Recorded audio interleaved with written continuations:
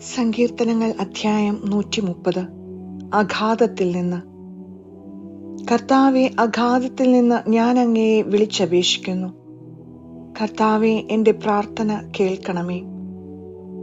ചെവി ചായിച്ച് എന്റെ യാചനകളുടെ സ്വരം ശ്രവിക്കണമേ. കർത്താവെ, അങ്ങ് പാപങ്ങളുടെ കണക്കുവെച്ചാൽ ആർക്ക് നിലനിൽക്കാനാവും? എന്നാൽ അങ്ങ് പാപം പൊറുക്കുന്നവനാണ്. അതുകൊണ്ട് ഞങ്ങൾ അങ്ങയുടെ മുൻപിൽ ഭയഭക്തികളോടെ നിൽക്കുന്നു. ഞാൻ കാത്തിരിക്കുന്നു, എന്റെ ആത്മാവ് കർത്താവിനെ കാത്തിരിക്കുന്നു. അവിടുത്തെ വാഗ്ദാനത്തിൽ ഞാൻ പ്രത്യാശയർപ്പിക്കുന്നു. പ്രഭാതത്തിനു വേണ്ടി കാത്തിരിക്കുന്ന കാവൽക്കാരേക്കാൾ ആകാംക്ഷയോടെ ഞാൻ കർത്താവിനെ കാത്തിരിക്കുന്നു. പ്രഭാതത്തിനു വേണ്ടി കാത്തിരിക്കുന്ന കാവൽക്കാരേക്കാൾ ആകാംക്ഷയോടെ ഇസ്രായേൽ കർത്താവിനെ കാത്തിരിക്കട്ടെ.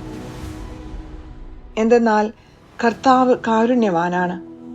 അവിടുന്ന് ഉദാരമായി രക്ഷ നൽകുന്നു. ഇസ്രായേലിനെ അവന്റെ അകൃത്യങ്ങളിൽ നിന്ന് അവിടുന്ന് മോചിപ്പിക്കുന്നു.